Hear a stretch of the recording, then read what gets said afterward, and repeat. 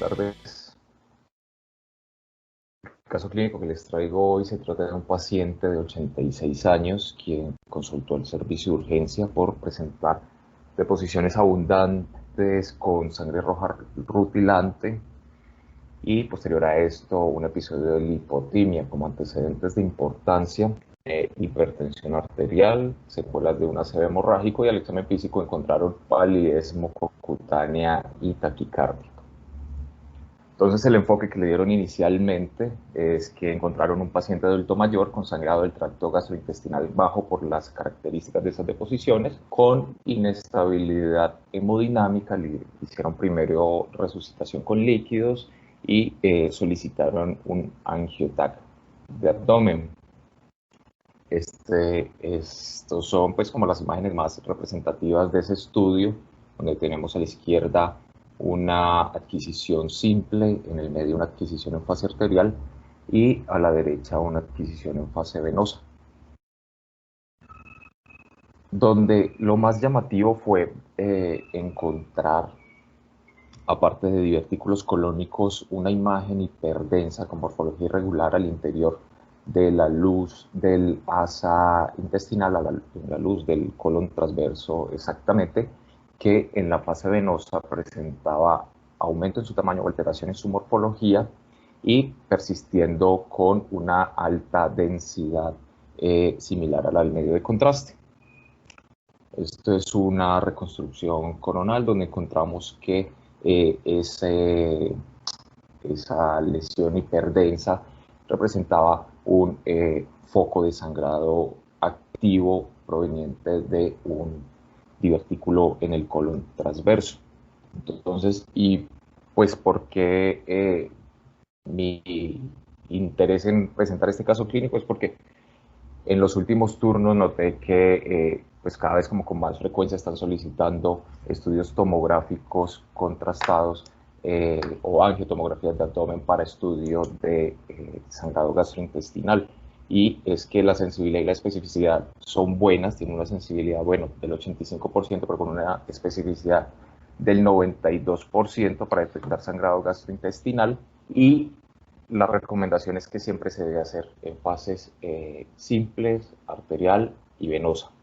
¿Qué vamos a buscar en esto? Pues signos de extravasación, obviamente, del medio de contraste, que muestre una modificación en su apariencia y puede presentar también variación en su densidad, pero pues siempre debe ser de manera hiperdensa. Aquí tenemos otro ejemplo de un paciente que encontré en un turno recientemente. Este paciente tenía 23 años, tenía antecedente también de múltiples heridas por proyectil de arma de fuego y consultó por sangrado gastrointestinal, por manifestaciones de sangrado gastrointestinal alto.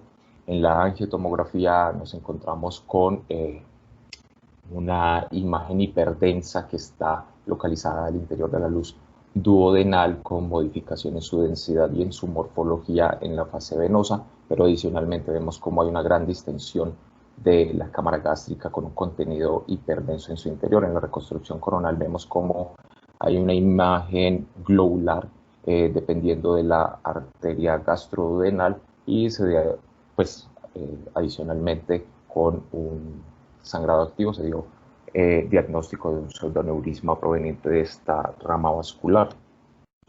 Este es otro ejemplo donde tenemos una adquisición en fase simple, otra post-contraste, pero, las dos en fase simple de pacientes diferentes, y estas son para demostrarles además que hay unos signos secundarios que si los encontramos pues son altamente específicos de sangrado gastrointestinal, y esos son la distensión o dilatación de la asa intestinal. Por ejemplo, aquí el duodeno, la tercera, cuarta porción del duodeno se encuentran distendidos con un nivel líquido, pero lo que está hacia la porción de declive es de mayor densidad, y eso representa la celularidad de ese sangrado que tiene al interior del tracto gastrointestinal.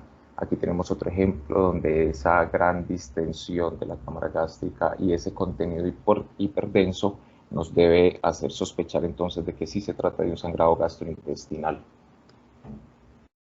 Este es otro ejemplo también de un paciente reciente, un hombre de 31 años con antecedente de pancreatitis, quien recientemente se le había realizado por vía endoscópica la colocación de una endoprótesis que comunicaba esto, una colección pancreática, un pseudoquiste pancreático, aquí lo vemos, cómo ha alterado la morfología del páncreas, ha alterado también su densidad, es hipodenso, tiene burbujas gaseosas en su interior, y en una fase un poco más tardía, hoy no sabemos cómo hay realce de sus paredes.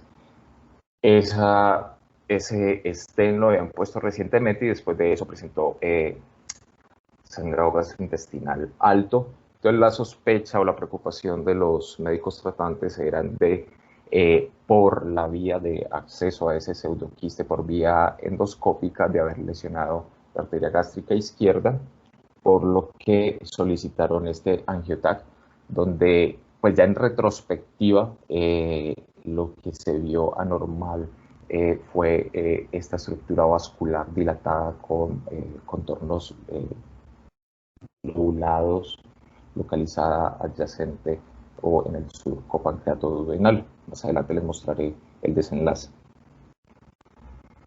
Entonces ya les mostré algunos ejemplos donde pues tenemos varias causas de sangrado gastrointestinal, pero en estas tablas pues muestra la prevalencia de esto dependiendo de su localización. En el tracto gastrointestinal superior encontramos que las causas más frecuentes son la úlcera péptica, varices, erosiones agudas.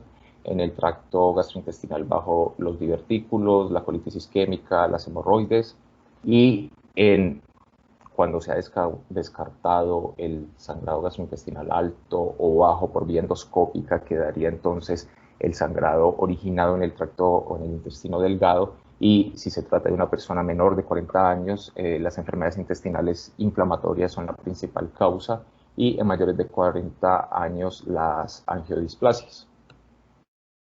Entonces, al paciente de nuestro caso, recuerdan, el paciente de los divertículos colónicos con un sangrado agudo en el colon transverso, este paciente se le solicitó una angiografía para pues, resolver ese sangrado. Aquí tenemos la imagen, una inyección desde la arteria cólica media, donde no se percibía aún el sangrado, luego una inyección un poco más distal, después de cateterizar con un microcatéter, vemos cómo hay una extravasación activa del medio de contraste que se correlaciona muy bien con el estudio tomográfico que les mostré anteriormente. Este paciente fue embolizado con gel foam con un resultado clínico y paraclínico satisfactorio. Esta es la inyección posterior a esa embolización, donde ya no hay esa extravasación del medio de contraste que veíamos en esta localización.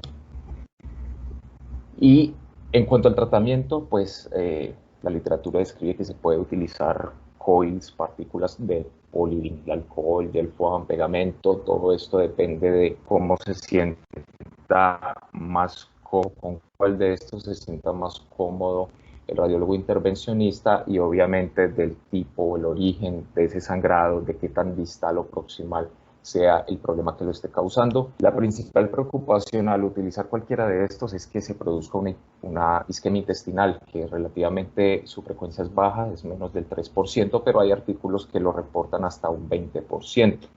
Obviamente, como el gel foam y las partículas pues tienen un menor tamaño, pueden llegar más distal, las ramas más pequeñas pues tienen un riesgo aumentado de isquemia por oclusión. El paciente de la pancreatitis que les mostré hace un rato que le habían puesto el stent, aquí está la imagen donde se ve esa endoprótesis que está drenando ese pseudoquiste hacia la cámara gástrica. Fue llevado también a angiografía en la primera inyección desde el tronco celíaco.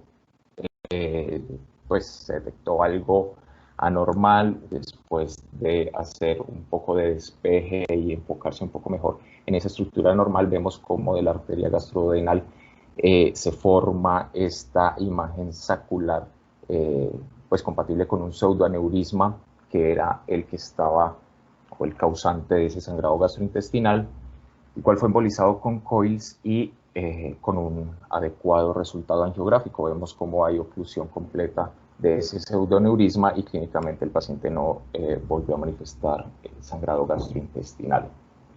Este es otro ejemplo, otro paciente de 73 años con sangrado gastrointestinal bajo, a quien solo se le ha encontrado pandiverticulosis, y esto es una de las dificultades o limitaciones de la colonoscopia cuando el sangrado es originado en divertículos, pues porque son tantos que no se pueden o que no se ponen a revisar uno por uno cuando el sangrado no es tan evidente. Entonces la angiografía mostró un blush, un sangrado activo que es considerablemente alto desde la inyección en la arteria mesentérica superior.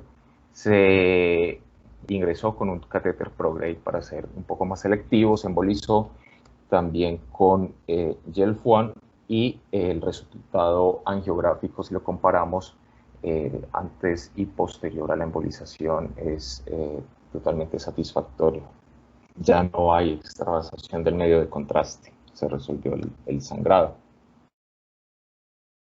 Este es otro ejemplo, también es una paciente reciente, una niña de 16 años con sangrado gastrointestinal bajo. Las manifestaciones clínicas así lo orientaban, que como antecedente de importancia tenía un trasplante hepático, que como vemos en esta imagen, pues tiene una derivación bilioentérica y fue llevada a angiografía, donde en la inyección desde la arteria hepática vemos cómo hay una extraluminización del medio de contraste desde la arteria hepática pasando hacia el asa intestinal que fue ascendida para ese injerto hepático. Lo mismo aquí, una inyección un poco más distal con microcatéter que muestra el mismo hallazgo, por lo que fue embolizada con coils, pero vemos que luego de esa embolización se permeabilizan o ya se hacen evidentes muchas estructuras vasculares o arteriales anómalas, con morfología en sacacorcho, con calibre o irregularidad de sus paredes, eso por redistribución de la presión arterial. Se hizo embolización o se empaquetó un poco más de coils esta arteria hepática para contener ese sangrado, porque después del primer procedimiento volvió a presentar un episodio de sangrado gastrointestinal, por lo que requirió esa nueva reintervención.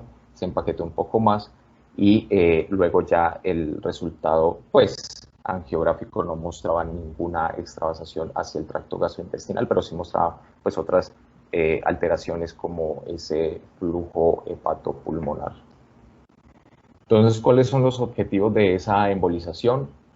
Hacerlo desde la posición más selectiva, disminuir el flujo y presión arterial para permitir que se produzca hemostasia. Tiene una tasa de éxito bastante buena, superior al 90%, y siempre que se realice, pues se debe monitorizar signos de isquemia intestinal aguda o estenosis colónica de origen isquémico, pero como ya les mencioné, su frecuencia es relativamente baja. Para concluir, entonces, la angiotomografía es una técnica no invasiva, ampliamente disponible y fácilmente implementada en los pacientes con sangrado del tracto gastrointestinal. Tiene una alta sensibilidad o especificidad, y de encontrarse signos pues que sugieran o que nos orienten hacia un sangrado gastrointestinal, tiene pues gran validez para llevar a angiografía y tratar ese sangrado. De hecho, debería siempre hacerse una angiografía con una angiotomografía previa, y estos hallazgos pues guiarán el tratamiento dependiendo también de la causa, porque no todas las causas de sangrado gastrointestinal son benignas, y pues puede influenciar también el pronóstico del paciente. Muchas gracias.